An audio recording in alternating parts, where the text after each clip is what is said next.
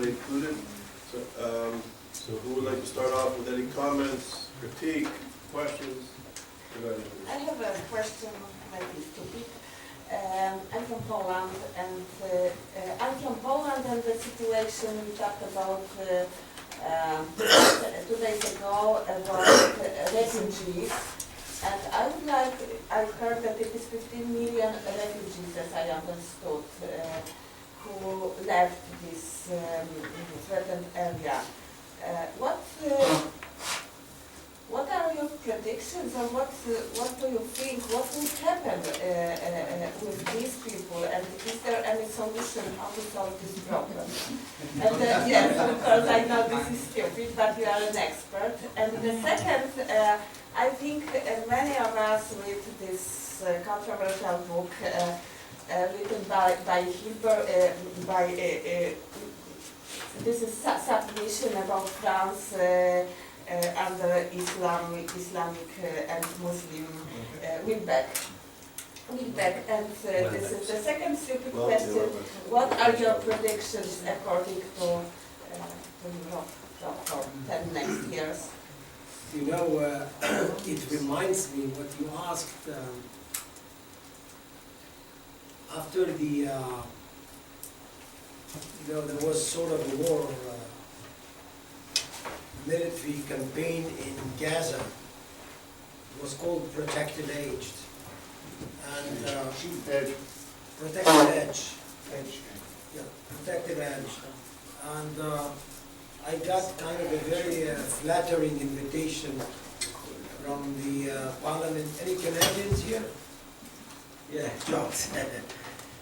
From the parliament in Ottawa to come and to speak or to have a presentation about the Protected Edge thing. And the night before, I got a call from the one of the secretaries of this parliament saying and asking me very kindly if I would be so kind as to change the presentation's topic. And when I asked him actually what to do, he said, we'd rather hear you about ISIS. And I gave kind of a 1-hour presentation about ISIS. And then when it came to what we call the Q&A, the first question was, well, that is fascinating, one of the MPs told me, but I wonder what are you going to do about that? And when I asked him, who is you? He said, Israel, of course. I think that, and I told him quite in a kind of a manner, it's very strange because I was about you, to ask you the same question, what are you going to do about that? And this is what I ask you, I mean, it depends on you, and not on them. You see what I mean? Yeah. The thing is that we have to understand how serious the situation is. Now, if you are going to find kind of a shelter with notions of, let us say, political correctness, if you are not going to name that, there's no way actually you're going to solve it out, or even partially.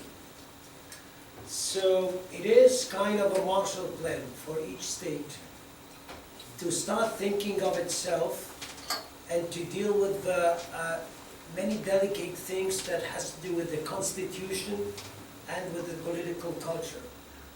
Now when it comes to Eastern European states, I think they're going to have the formula, one way or the other.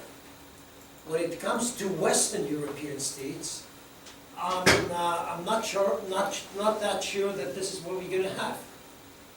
It would be very painful for such societies, and the more atrocities they're going to get, they're going to learn that something has to be changed, not only in the modus operandi. Something has to be changed when it comes to the basic perception of what a state is, what our political culture is, what our society actually should adhere to, and so on and so forth. You see what I mean? The problem is not with the refugees. Refugees are people who would like actually to have a better life. They are being haunted by, you know, here and there, and they would just try to secure themselves. What I think you should take into account that this is a transitory phase.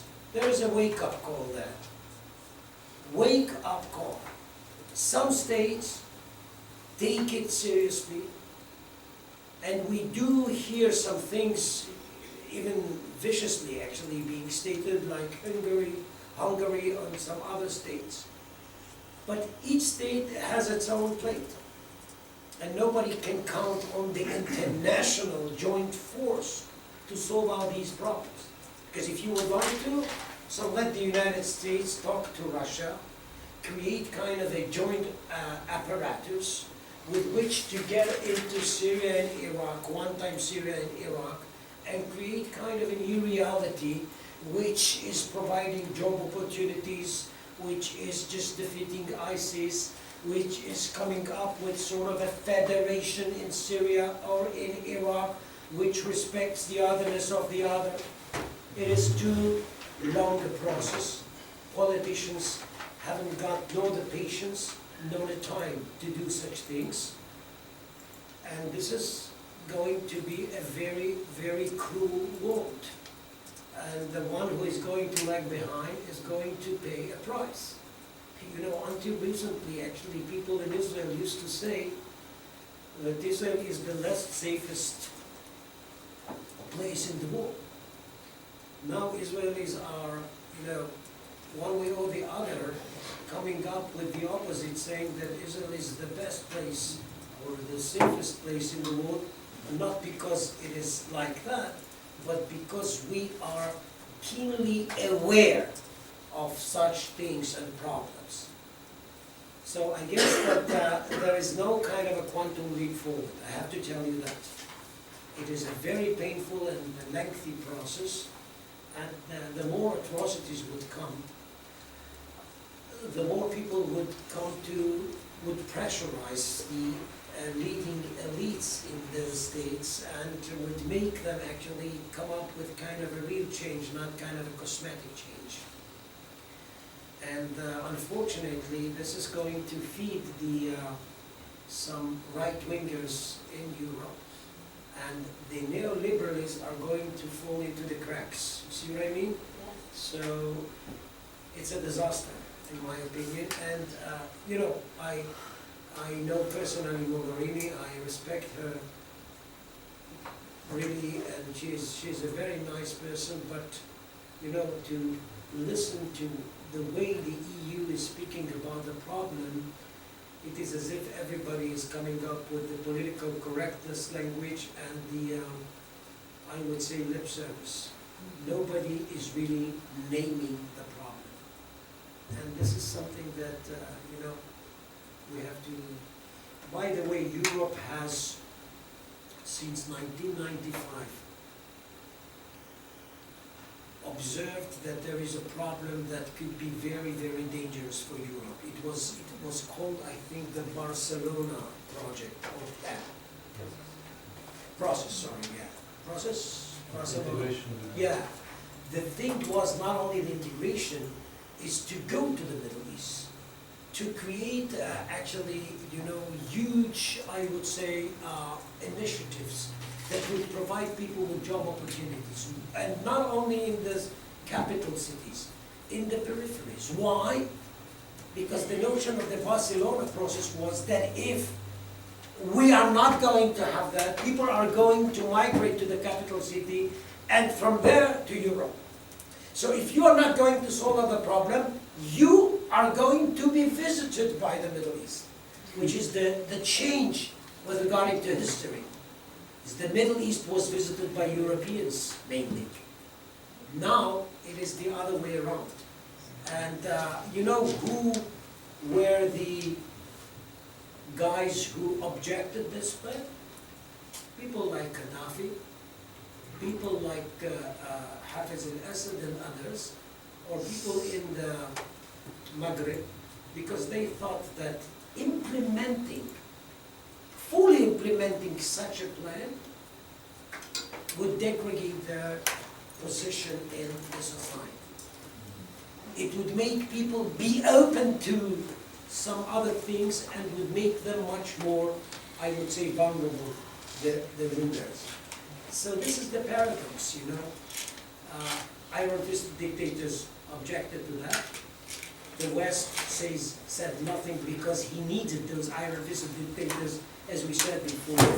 When they toppled, the West had to say that we are against dictators and we are with the people.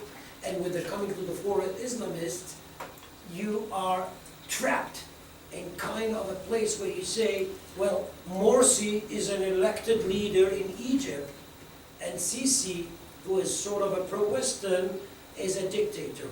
Whom should I support? The one who was democratically elected, the guy of the Muslim Brothers in Egypt, or Sisi, who made a coup d'etat?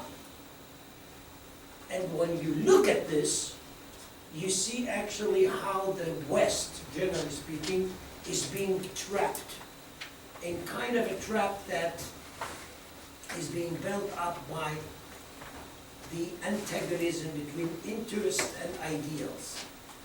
Russia, or Putin, hasn't got that kind of a complex. You know, for him, providing Bashar al-Assad with weaponry and to tell him that go kill them, slaughter them, using even chemical weaponry, because this is what I got in Chechnya. I know that.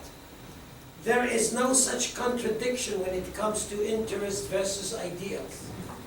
There is a smooth transition between Bashar and between Putin and Bashar al-Assad. Okay? But when it comes to the West, you are full of contradictions because actually interest doesn't meet your ideals. And you cannot support dictators slaughtering their own people. At the same time, you should support democratically elected leaders. And here comes the thing of what is the preferable.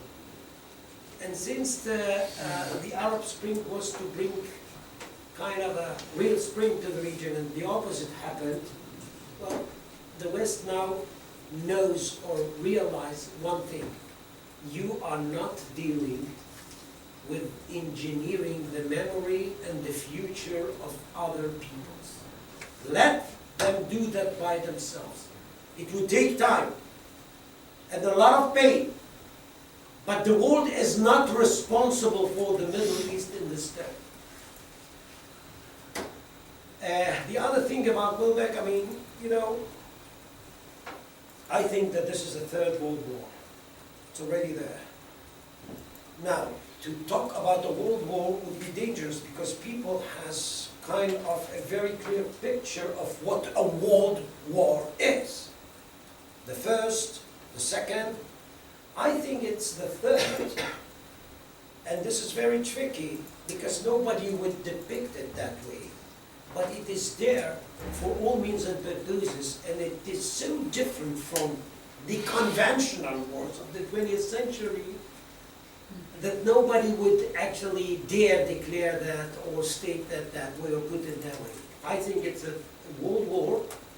It should be dealt with in kind of a joint force of the international arena. It has to do with education. This is not a war to be fought with tanks and airplanes. It's not a conventional war. It's not, it's the hearts and minds. And what you have to do is just to bring in kind of a new concept, new thinking, new educational system. You have to make the next generations be grown up on a different premise in order to make a better world. It will take time. So, you know, it's too late to come up with kind of a winning formula now. If you would like, first of all, to deal with them, name it, see who is going to side with you about that, build up a joint camp, and come up with a lot of money, a lot of energy, and with an educational revolution. You're gonna give money only if an educational system, a new one, is going to be implemented for you. And this is something that I don't think that it is feasible.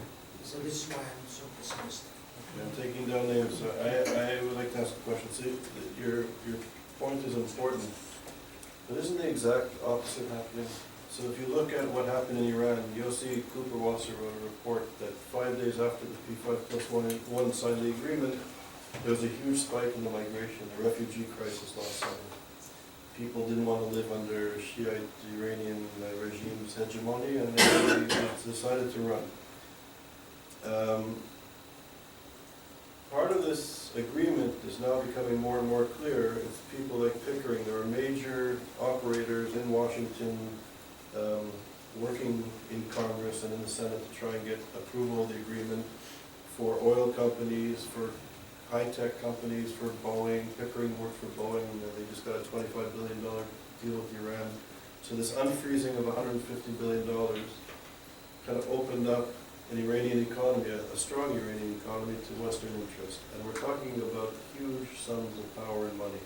So it's the West's short-term interests that are governing these relations. So how can we create a Marshall Plan or a Barcelona process where we come in and we create new ideas and new concepts, because the new ideas and the new concepts are coming from the Islamics. They're building the schools, they're doing it. So And we can't even have a conversation where we identify and name the problem in the West because it's politically fraught. So this is, I fully agree with you. First of all, we said actually in the first part that many Sunni Arab states were so disappointed of this agreement of 5+1 because they took it as kind of an indication that the United States would rather have Iran siding with her and create kind of a new balance in the Middle East. They don't count on nobody, and this is why I say the Middle East is so combustible. Second, remember that Iran is sponsoring terrorist groups all over the world, especially in the Middle East. Now they have the ability to do that more and more because they're going to get a lot of money from that deal. I won't talk about the ballistic missiles and stuff like that because it is out of the deal. So basically we have here a very problematic deal. This is the only thing I think Barack Obama could actually show as his legacy or something like that. So this is why I think the Americans do speak about that too much. But I would like to take what you said here, Charles, in order to make sure that, and get back to the first question. Only Muslims could really cure this problem by creating from within a camp that would make actually, or would come up with a counter-narrative to the narrative of ISIS. You see what I mean? For me, any British here? Sorry. Okay, so me, Bradford, for example, or Birmingham, are not going to be British places in the way we used to have. If you go there, see what you have on the ground. It is totally different culture. Totally different culture. And people are confined themselves to their one time primordial identity, as we say. And it could be seen in markets, in the way that are dressed up, whatever, the language. But it's also actually the concept. So you have to build up bridges by which to have a strong British efforts that would include all, the same goes for Poland, the same goes for Israel. The strong and healthy state is a state that could come with kind of an ethos that would provide everybody with a place within it. You know what I mean? What we have here is the opposite. And again, this is why I'm so pessimistic, and I don't think it's feasible at this That's stage. okay. Oh, okay. So next on this was David and then Katsu. Well, the good news is you answered most of my questions already through the others, but to take a slightly different tack, it wasn't that long ago when Meyer Litvak was talking about the discussions about the eventual agreement regarding the Iranian nuclear program. But he went out of his way many times to say that it was not a question of whether or not Iran got a nuclear weapon. The question was when. That was the only question. Exactly. But he also stated that Iran was also the most perhaps unusual in some ways, still democratic country, and given its population. So what he was really saying, even before this agreement and after the Arab Spring, that it seemed that Iran represents some kind of a model that deserves to be studied as a means by which to come to some sense of how to negotiate with, let's call it, the emerging Islamic world.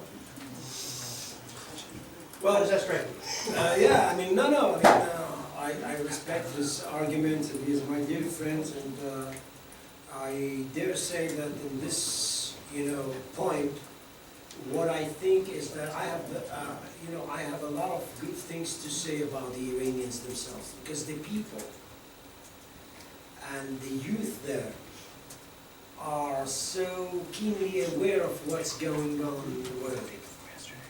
I'm pretty sure that when it comes to the people, you would have many other thoughts to be reckoned with. But remember, this state is what they call in Persian Jamhuriya Islami. It's an Islamic republic. When you look at the Iranian, let us say, theater, and you see this guy, let's say the president, Rouhani, or even the foreign minister, they are much more, I would say, more open when it comes to English, when it comes to the world. Some would say that even they are very charmantic, at least when it comes to this foreign minister. But remember, these guys are just civil servants. The guy who has the real power is not to be democratically elected. This is the supreme leader, Ayatollah Ali Khamenei, and he is part and parcel of the notion of Islamic Republic. In Persian, it is called Velayat al-Faqih. Velayat al-Faqih is the rule of the jurisprudence, which means that after the Shah, the only eligible leader could be the one who got this Islamic knowledge or knowledge in religion. He should be also the leader. So this is a very, let us say, strange democracy.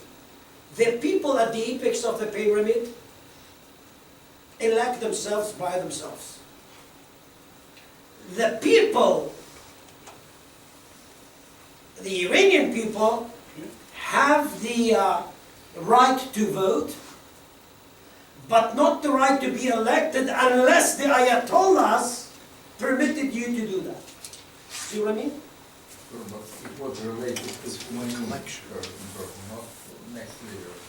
No, but Khamenei is the supreme leader in Iran. Only formally. Sorry? Only formally. Yeah, but So this listen, would make you can say it's only formally, but to get a decision about the arms deal, or to get a decision about getting to a war or peace or whatever, the one who has to have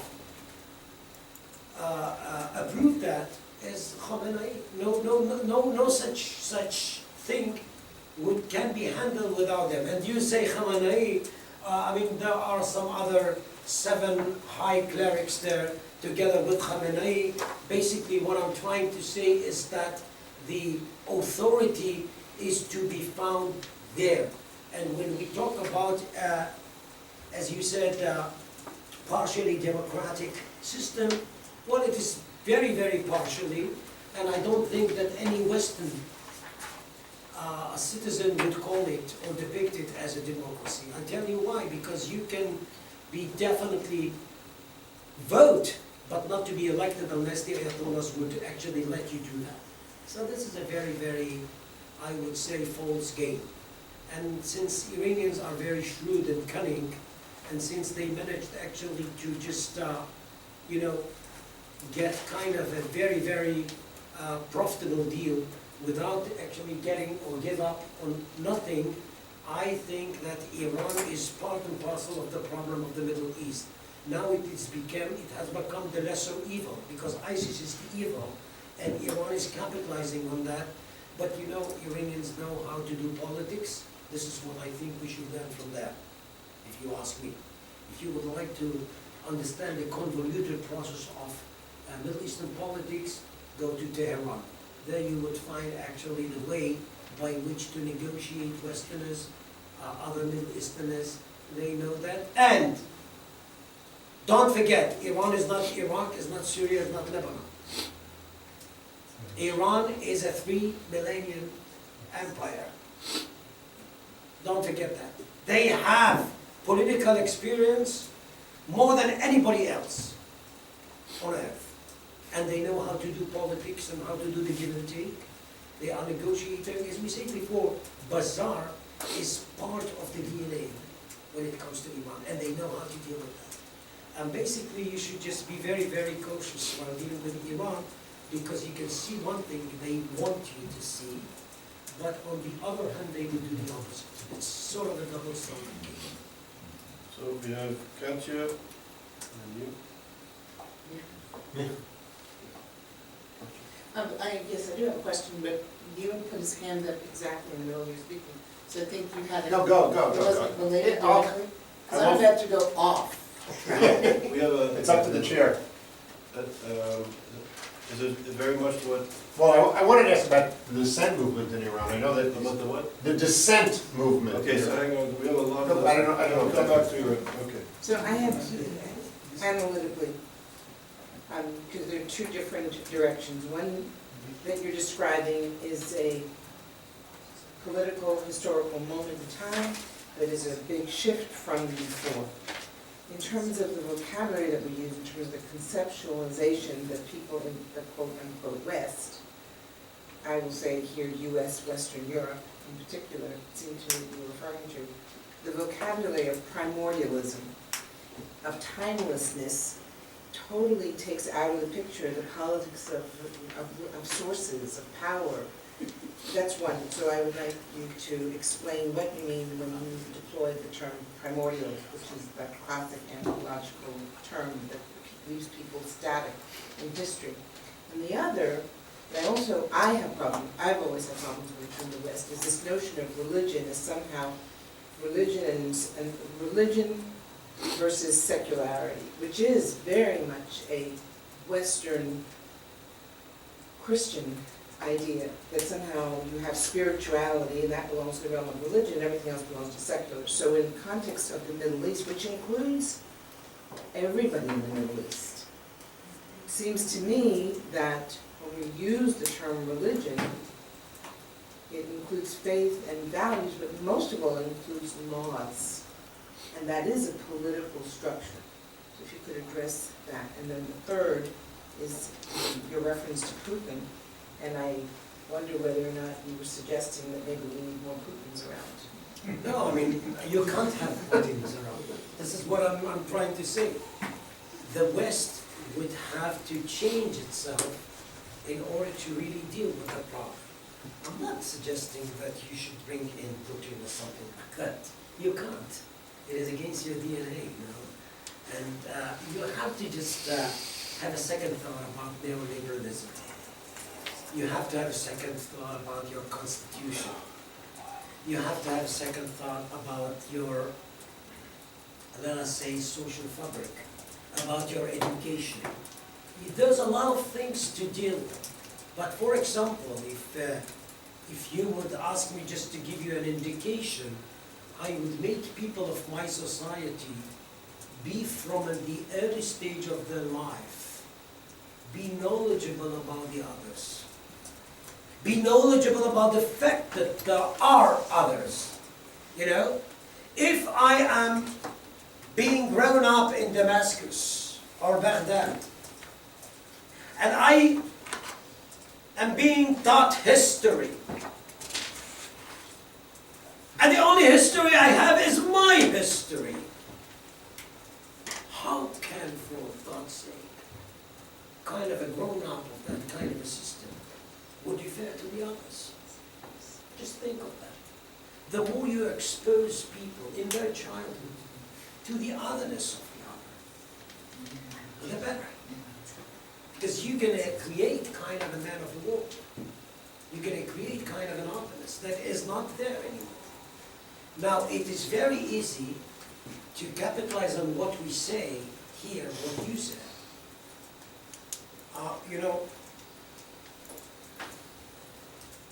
to make them go to each other, you know what I mean, and have me and the other fighting against each other in order to, I don't know, have a victorious say or word in the end game with which actually to build up our future. I think that it is a time where something is happening and it goes against the story of the 20th century. Francis Fukuyama said in 1989, or he came up with the end of history, which is a very pretentious idiom, of course. History is not being ended up. Never. But what we have here is kind of a saying that with the downfall of the USSR, the questions we asked throughout the 20th century got kind of a clear answer. The West, the neoliberalism, capitalism, whatever, are going to prevail, one way or the other. Now here is the paradox. Instead of having kind of a world like that, which is being supported by the miracles of globalization, we got the opposite. It is more kind of an awareness of myself, to my history, to my people, to my origins, to my everything. And less than what we call, how they did put it, multiculturalism in Europe. In Europe, multiculturalism was that if you are going to stay here, you should look like me and behave like me. This is not multiculturalism. This is patronizing the other. If you would like to have multiculturalism, what you have to do is, again, respect the otherness of the other. Learn about him. Understand what he thinks of things. His conduct of life, or whatever. Now, Islam is not just laws. Islam is a civilization. It's a way of life. I have nothing against Islam.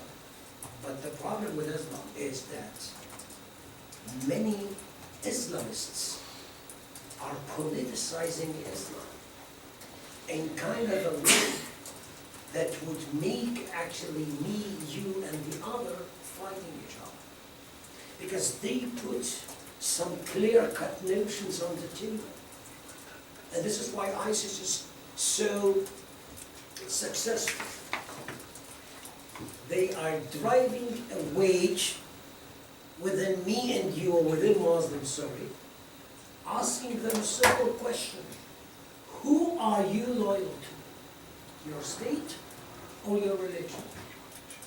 So if you are a Muslim living in Marseille, or you are a Muslim living in Antwerpen or in Amsterdam, they would clearly say that you can live there, but remember, the more French you are, the less Muslim you are. That's all. Come to think of it. Now, you are not getting kind of a logic argument here to come up with. You are not dealing with material here.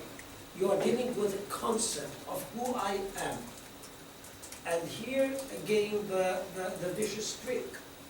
If you are in a trouble, whatever the trouble is, and you are very antagonized when it comes to your neighbors and your state and your neighbor, whatever, and your state, this is something you can buy easily at a certain point, as if you're going to solve out your problems by adopting what comes from the outside. And you know, the game which is being played with, let us say, convoluted process of identities is very delicate. Each one of us has a ladder on his back or her back of identities. You can be identified as a lecturer. You can be identified by the city you live in, by the city, by the state you were born, by the state you do live now, by your family, by your clan, by your tribe, by whatever. You can do that. But remember that identity is not something that you necessarily choose.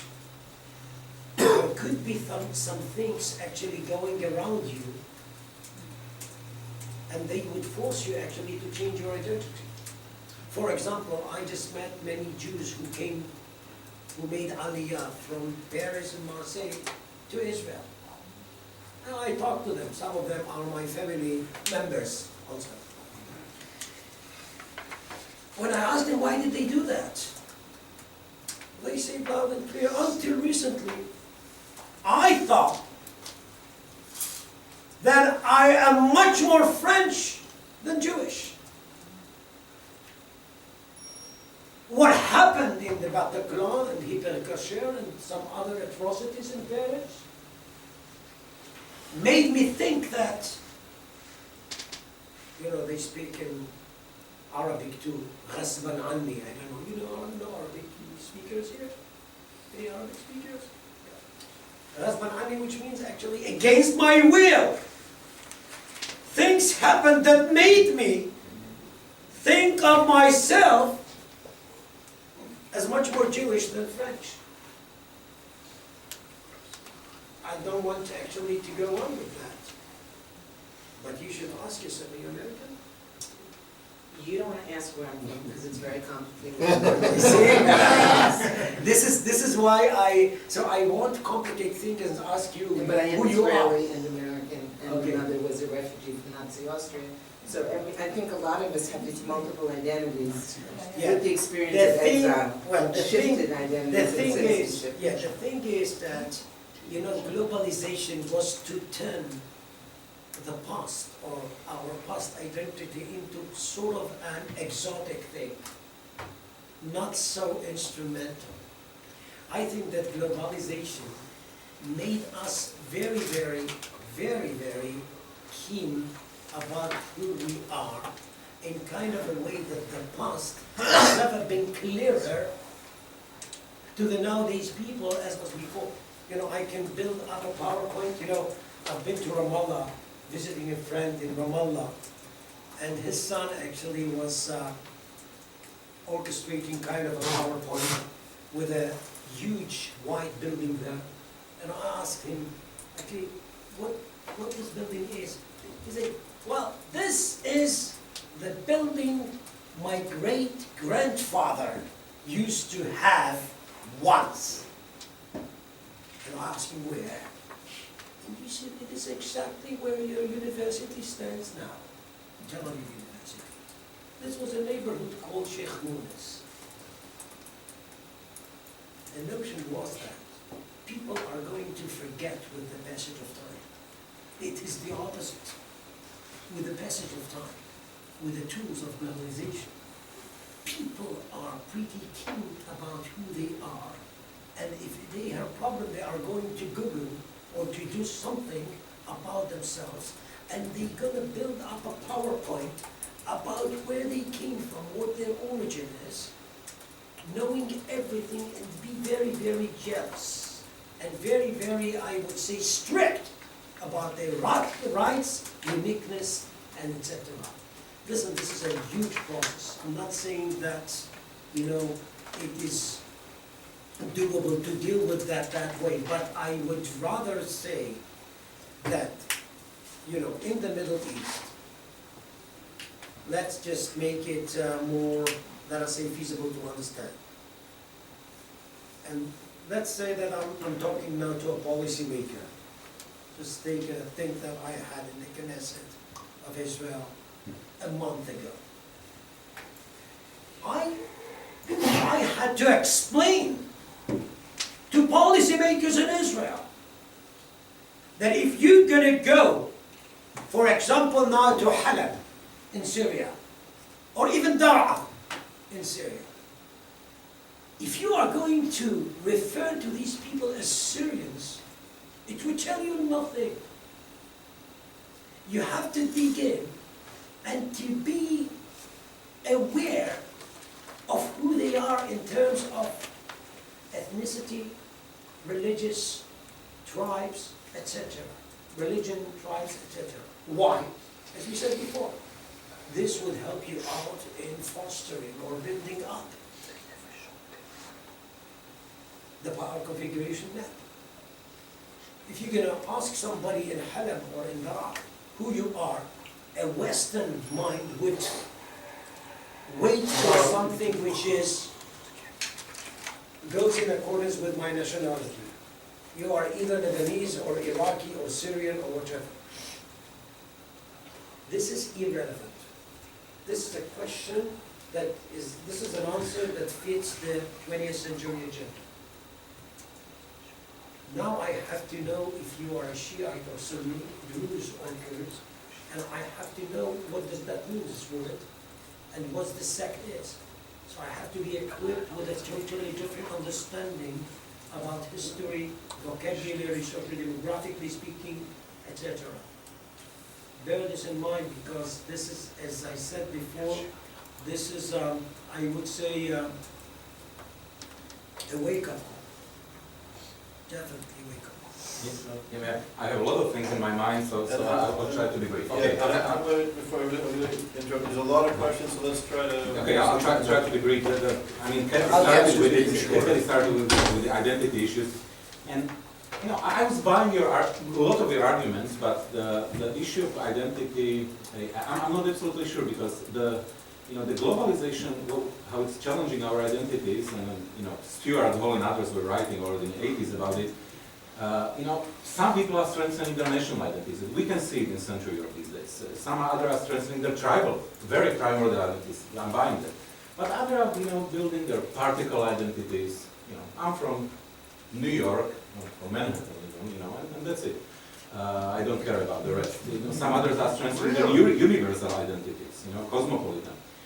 But what we see, in my view, is that many people are building their hybrid identities. And this is exactly what, in my view, will happen also in Middle East. It will be very strange hybrid identity where religious and various tribal identities will be merging somehow. So I would be curious what you think about it. And the second, and that will be very So short. just let me tell you about that, just a minute. Hybridity is the solution. Mm-hmm.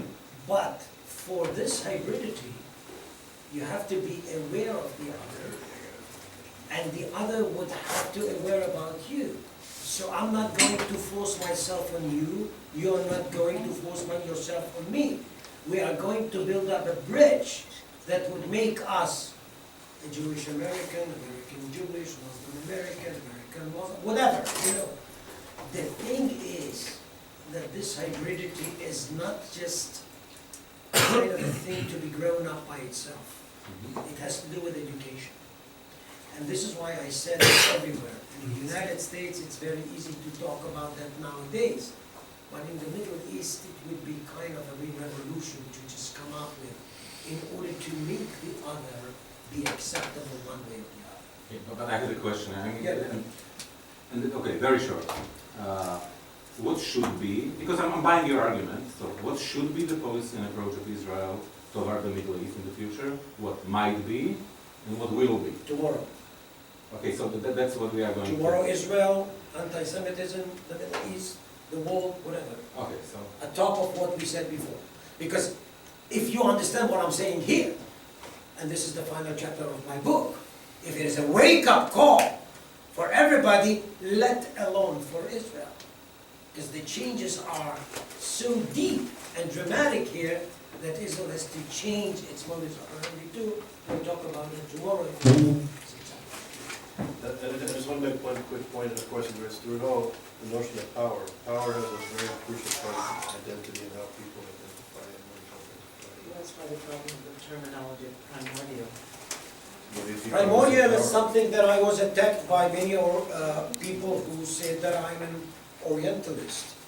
I mean, in the States, of course, and in Germany, well, it's what happened, I don't know. And they say that using this word, primordial, is so vicious and so Orientalist that I should just find something else. Let me give you... essentialist. Essentialist, yeah, I am an essentialist, yeah. Let me give you kind of an example. I've been to Mannheim, Germany. Any Germans here? Which generation? Well, I've been to Mannheim in 2005, introducing my paper about the Sunni-Shi'i clash. And when I entered, there was a German professor coming up with the saying of, well, sir, we cannot forget that you are an Israeli professor who would like to belittle the Palestinian-Israeli conflict and try to convince them that there is something else going on in the Middle East. It won't help you. Shiites and Sunnis are Muslims. This is what he said. Even in Israel. In the Israeli academia, I was time and again attacked by this Sunni Shi'i pie in the sky. The Arab Spring served to make people much more aware to their Sunnism and Shi'ism. And now I think that nobody can understand even roughly what's going on in this region without Sunni and Shia. So is it a primordial identity or not? I don't know. It is something that was gleaned from times immemorial, being reshaped by the tools of globalization and sending kind of a message to the region. We are back. No, you have a different theater. This is what I'm trying to say. I don't know what we're going to end up with. I don't know. Just tell you that in order to read the nowadays theater, you have to be equipped with something so different from what we had in the past. This is what I'm trying to say. I actually have a question for clarity. When you started, you talked about the necessity to look at it differently with a 21st century perspective. And so 21st century compared or evolved from 20th century. As I was listening to you, I heard 20th century being Middle Eastern perceived with the dictators and the top-down type of authority. And that the Arab Spring represents the break towards this 21st century, which requires a bottom-up.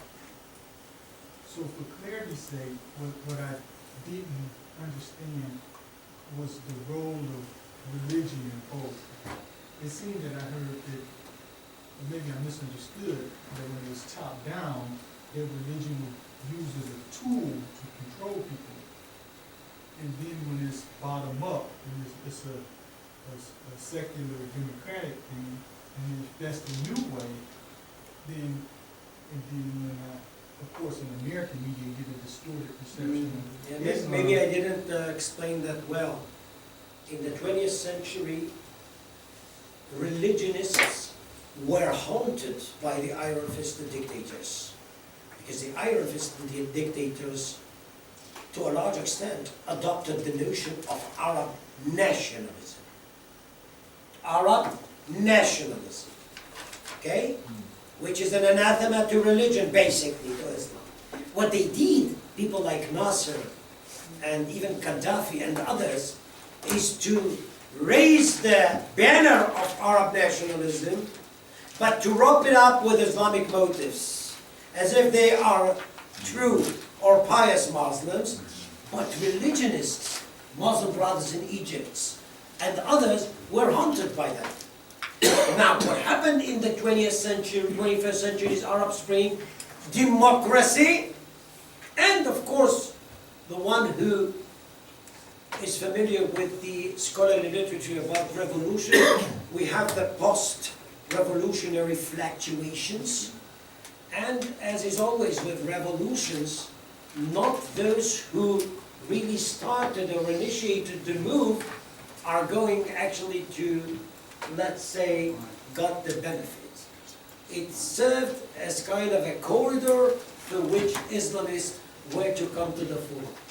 Everybody was insisting of democratic elections.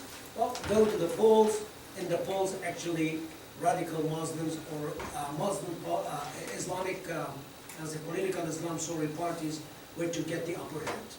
Now, it has changed since then, but it is very, very tricky.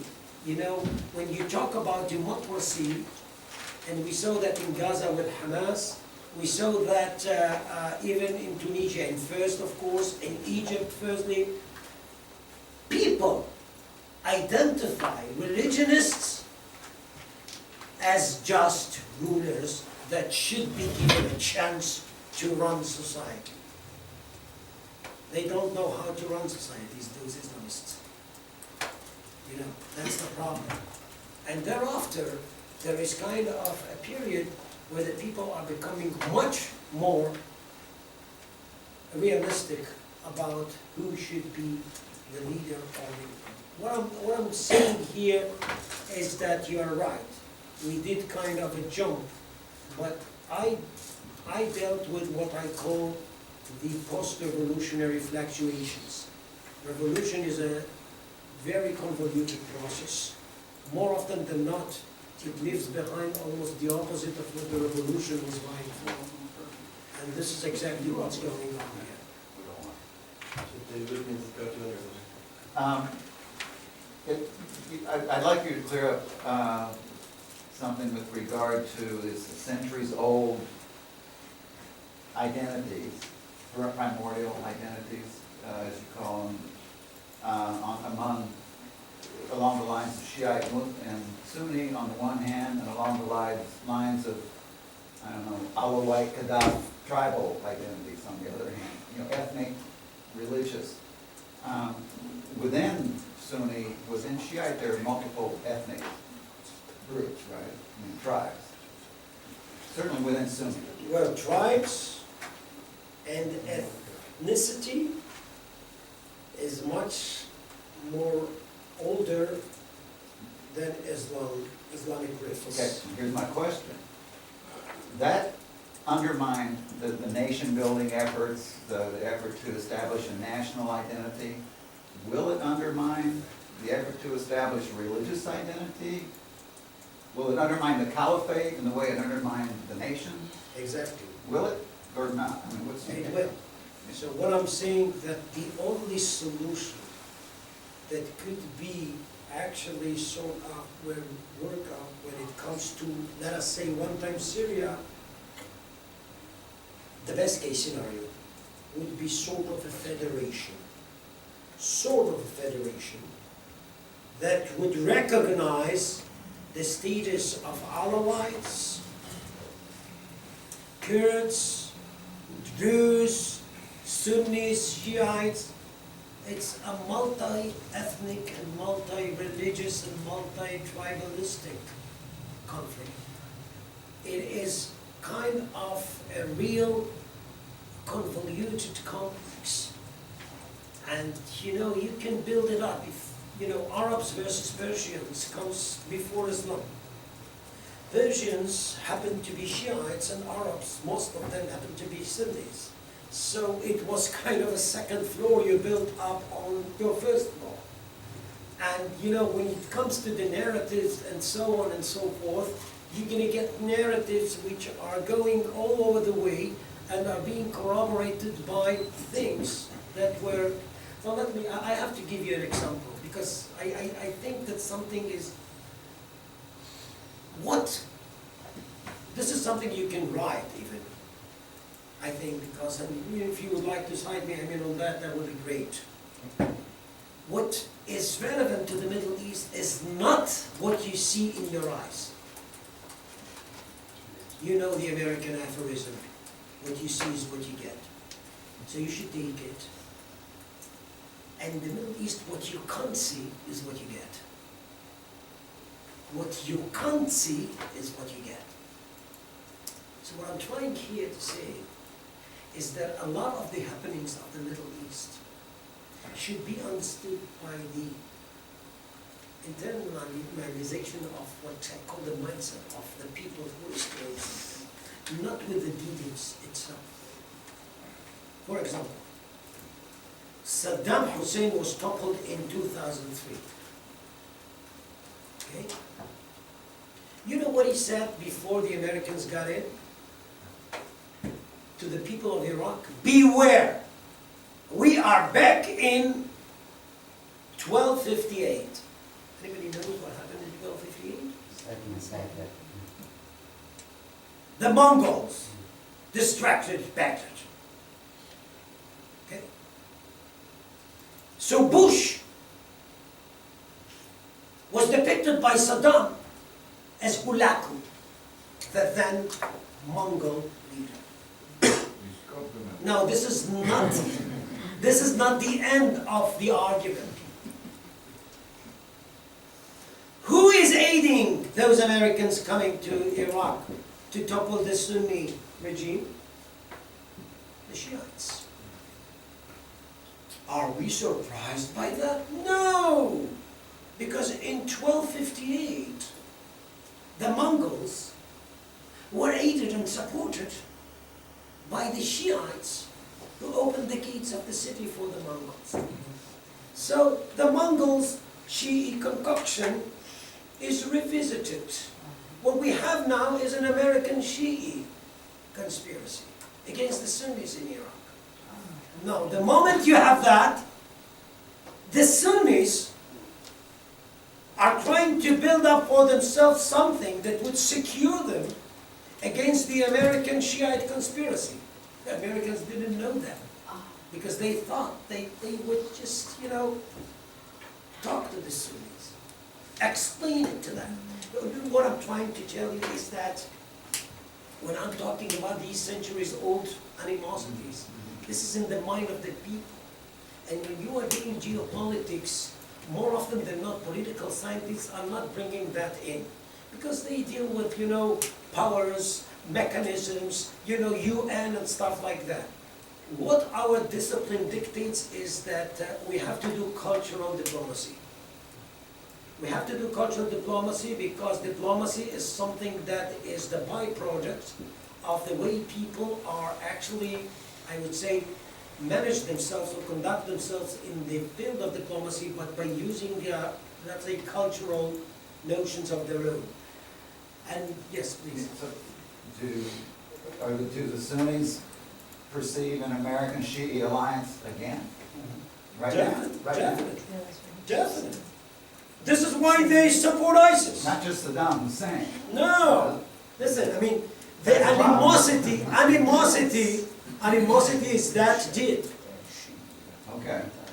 Okay? Yes. But just to let you know that the Shiites before then,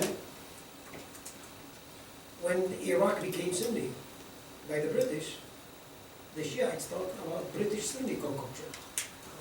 Okay? Just, you have to have an enemy from the out and from the in. So this is kind of a very conspirational, logic that you have, show me my enemy. This is kind of a thing that Middle Easterners cannot live without.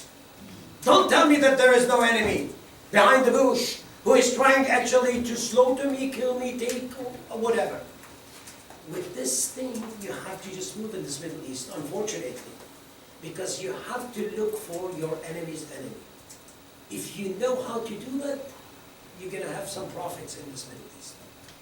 If you're gonna just, go straight away, straight ahead, you are doomed.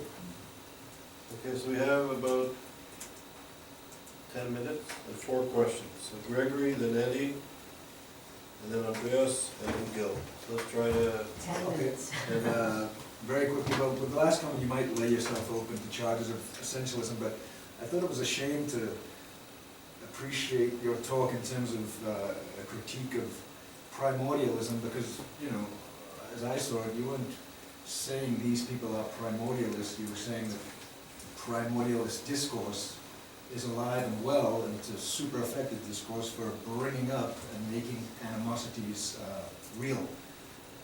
It's used in US politics. The British National Party is primordialist.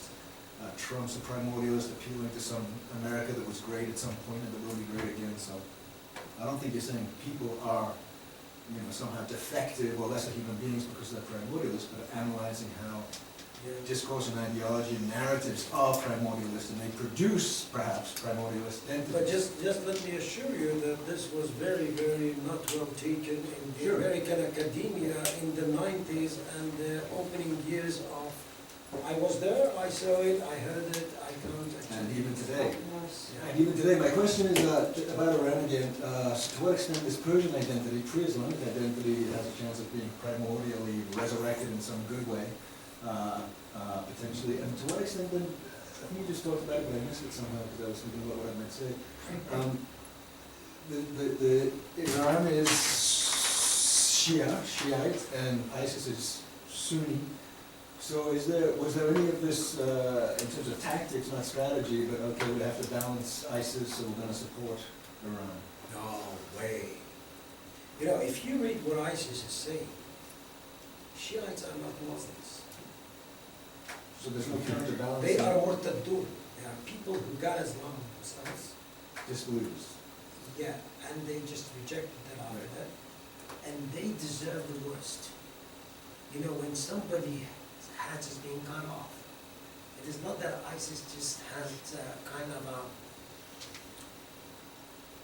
it's not kind of a joy, something that you are going to do in order to show somebody something.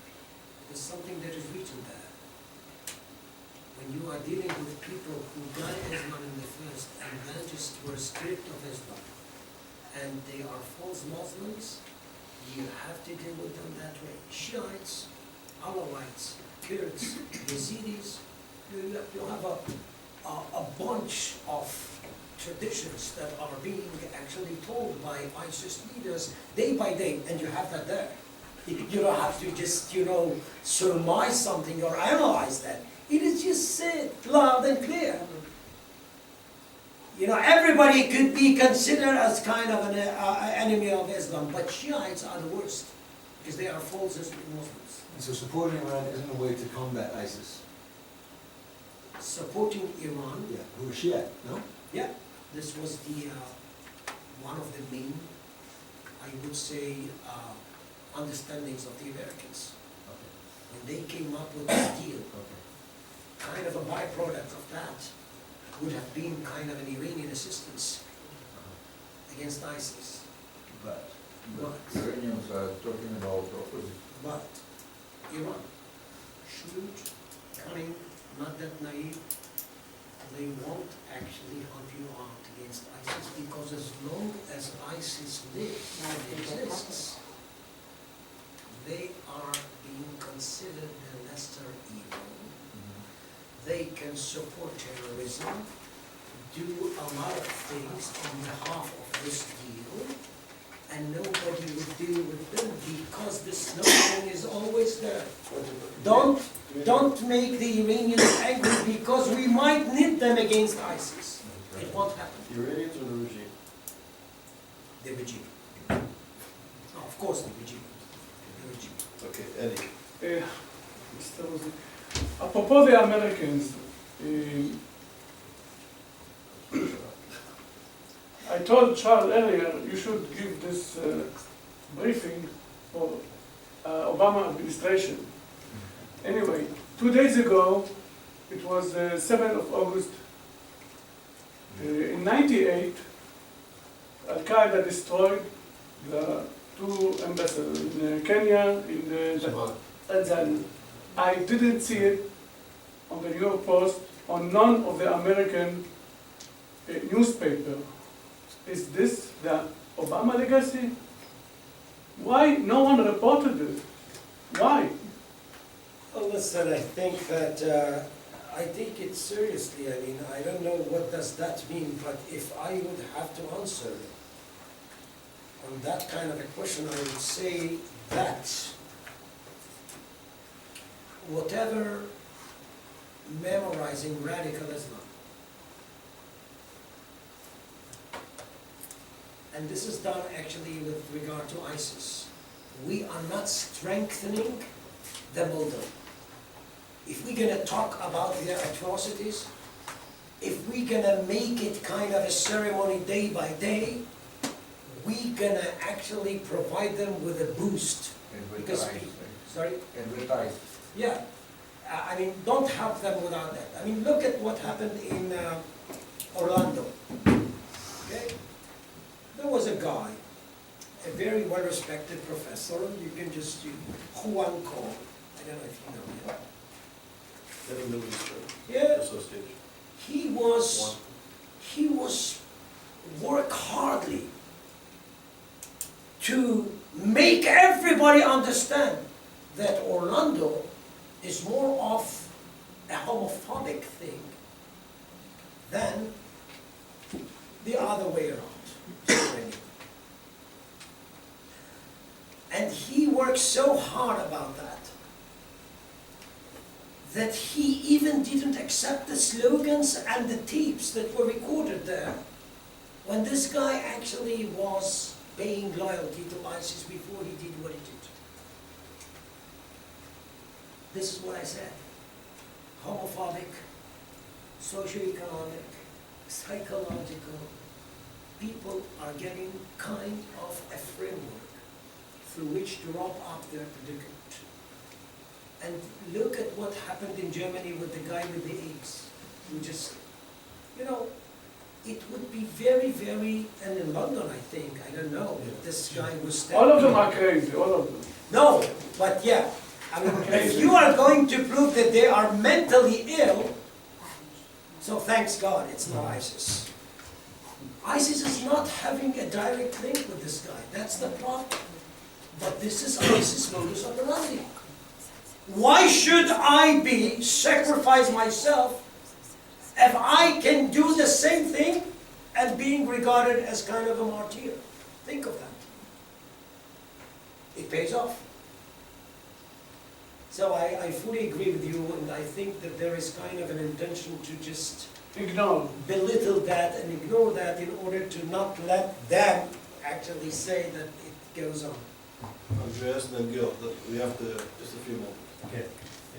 What about Middle East and North Africa? That was not mentioned. If you split these two areas and not, as in the public discourse, is in the same paradigm. What about Sinjar and Yazdi in that tribe and state and the faith state? Or Well, let's start with the easiest one. Yazidis are kafirs, okay? They should be slaughtered, their wives should become slaves, and their children should be given the privilege or the right to choose if they would like to Islamize themselves or being killed.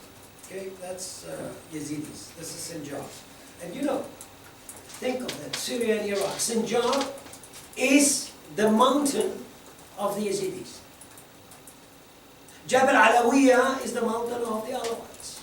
Jabal Duruz is the mountain of the Druze. This is centuries old things. Because if I would like to make myself or preserve my uniqueness, I should go up to the hills or to the mountains, make sure that I'm not being assimilated by the others, and this is it. And this everybody actually is getting back to his one-time fiefdom. But when it comes to what you said about North Africa, well, this is a very, very delicate issue. North Africa, of course, when it comes to Morocco, Algeria, Tunis, and Libya, if Libya should be considered that. I mean, these are Arab states. But, you know, each one of them is having a totally different experience. When it comes to Libya and Tunisia, you know, we had the Arab Spring there. But if there is an exception to the rule when it comes to the Arab Spring, it will be Tunisia. When we have sort of, you know, sort of a process that makes us believe that something there is pretty different. Why? I mean, maybe it's part of Tunisian history, women emancipation there. The openness toward France and actually the internalization of French culture. Who knows? Algeria, well, this is actually kind of a very tough, bloody struggle, getting back to the 90s. And then actually, you know, when people saw the Arab Spring, they tried something in Algeria, but Bouteflika, the leader, actually crashed down on them and just made them understand that here we have a history of violence. So we are not going actually to stay and wait what this state is going to say on the others. Morocco, of course, is a monarchy. Monarchies are pretty resilient for the time being. And I tend to think that when it comes to monarchies, they have kind of a much more room to have sort of a modus operandi or middle course with the people, because people has a lot to lose. This is something that we see in the Middle East. I saw it in Jordan. When I asked Jordanians actually what is the probability of having Arab Spring, they said, listen, if revolution means what's going on in Syria, we don't want that. Because people have something to lose. This is actually the flip side, you know, of this coin. So this is something that we have to take into account. Sorry, I forgot what you asked me. Okay. And Gil, I want to go back to something, we're going off where we were, but I raised quickly. I like your comments on your sense of what the nature or strength or weakness of the current opposition in Iran, opponents to the regime. And apropos of that, your comments earlier about Egypt and the changeover, one of the things that struck me is that we confront as teachers very serious support for the Muslim Brotherhood, which was democratically elected in Egypt. And they'll say... By whom? Students. Sorry? Students. Students. Who argue that you have the reassertion of a repressive regime that knocked out a democratically elected regime. And that's not such a simple argument to dismiss. Now, there are ways, but it seems to me that both from, as you presented, but also from the nature of the Israeli approach to Egypt, it's a very questionable position to defend on its face. And I think it's something that we shouldn't casually sort of run over because it's something genuinely. So I think there are two issues of, on the one hand, what's going on in Iran and the effort to democratize or to challenge the regime, and on the other hand, what's going on in Egypt. They're different, but obviously... But why did you connect Iran to that thing? No.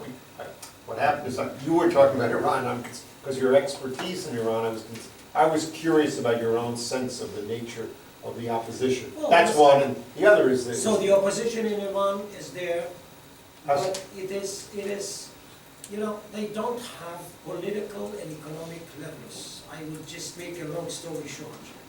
If you Going to be would, stronger. sorry, Opposition is going to be stronger.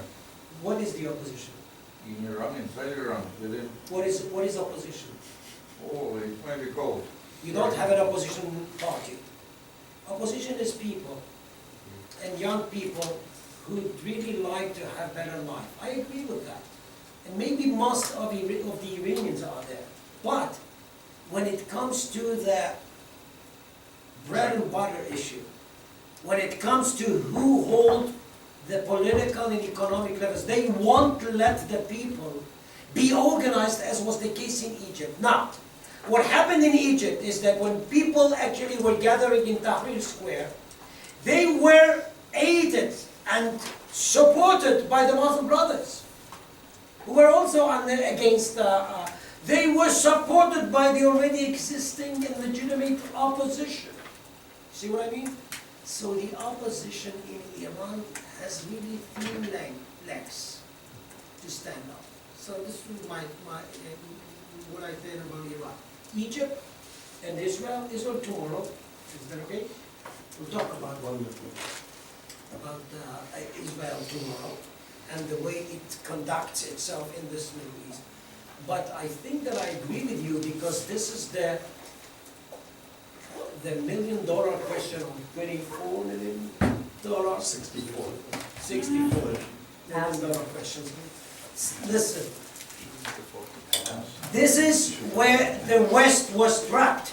That's correct. Because the West actually supported Morsi. He was democratically elected. But the West had to also denounce Sisi because this was a military coup d'etat. Now what are you going to do now? Sisi is the incumbent. He is being aided by the army and most of the people. He is fighting Muslim Brothers. He outlawed them. So we are getting back to the Nasser era, 60 years ago.